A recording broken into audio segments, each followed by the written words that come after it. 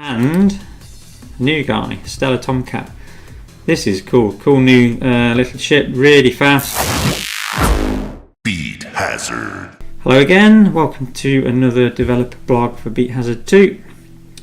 Today I want to take you through the new feature that has just gone live, and that's the Ship Hangar. So you can see now on the main menu it will show you the ship that you're currently using with some stats. So let's take a look. So we've got the standard ship, and from now on, as you use the ship, it will track the number of songs you've completed, the time you've played, and your current XP. And I've taken some ships from some old friends from Beat Hazard 1. So we've got Razorburn 2, which just fires a really intense beam of power. Pretty nippy, is really good at taking out bosses, but because of the focus of the beam, it can be quite difficult if you've got a lot of ships flying around the screen. Death Blossom 2, brilliant for obviously just taking on everything, but the reverse of Razorburn is that because it doesn't have a particularly focused amount of firepower, it can be a bit tricky with bosses or some of the bigger ships. Dragonfire 2, most powerful ship in the game at the moment, but very, very slow and heavy to balance that out. And new guy, Stellar Tomcat. This is cool new little ship, really fast, can attract pickups big time. I've added a new firing pattern on this, so it's like waves of bullets go backwards and forwards, so that's pretty cool. Again, range though, it's not particularly great, so for things like boss ships you probably have to get in pretty close. So yeah, this is still under development as it says on the screen, so from now on in I'm going to do some more preset ships, maybe 3 or 4 more. I'll do some new ones, I won't bring any more from Beat Hazard 1. And then I think I'll I'll look at adding the editor and workshop support so you can start making your own ships. And this time as well, try and add some new little bits to play with, like I don't know, some visual stuff, and maybe some being able to tweak the fire patterns, that sort of thing. The other big change is the scoreboards.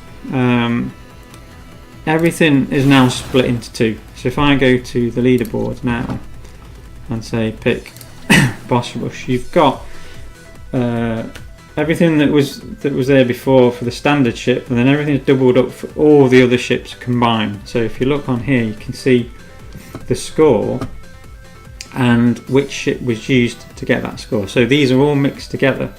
So Stellar Tomcat, Razorburn 2. If I go back, you can see it as well at the bottom of the screen, it says other ships. If I go back and select standard ship, all the scores that you look at, oops, not that one, will be for just the standard ship. I've done that to just try and carve off the standard ship, so if people want to compete with that with no modifications except perks, that's just a separate area. And then all the other ships, for the preset ships, the workshop ships to come, and I'm going to be adding in the future music generated ships. Those 3 types of ships are all going to be in one set of leaderboards, and the standard ship just on its own out of the way. Because one of the other things I wanted to mention is after workshop support is finished, I'll then be working on music generated ships, and along with that some sort of ship module system. So you'll be able to, each time you finish a track, you'll get some sort of module. You'll be able to combine a number of modules together and attach that to a ship. So I guess they're like mini perks, and these will affect the behaviour of that ship. And you won't be able to do it with a standard ship, so that just stays sort of vanilla as it is. but you'll be able to do it with all the other ships. So for example, you could say I've got a module that increases the speed of my ship, or I've got a module that increases the pickup attraction force, or loads of different things, and you might want to combine a number of these things together to enhance the ship that you've got. So that's sort of way a bit further down the line, all that lot, because I've got to do workshop support first. Let me give you a quick demo of Tomcat in action. You see the new firing pattern. Okay, it's pretty neat. And the thing that I've added to Beat Hazard 2 that wasn't in 1 is you will now be able to look at the attraction force. You will now be able to tweak the threshold at which a turret can fire. So what that means is those beams, you can see, are on more than they would be if it was the standard ship, because the firing threshold is lower. So that would take more points up, but it means that you'll be able to modify not only the firing pattern but the firing point in terms of music energy of different turrets. So that'll be an interesting little tweak that you can make. There we go. It's a cool ship. I think quite a lot of people are enjoying playing this at the moment. Whether it's a bit overpowered, I'm not sure. It might need a little tweak. Be interesting to know what you think. Leave some comments below. Give me your feedback. And as we're still in early access, obviously everything's up to a little bit of massaging. Let's get out of here. So what have we got?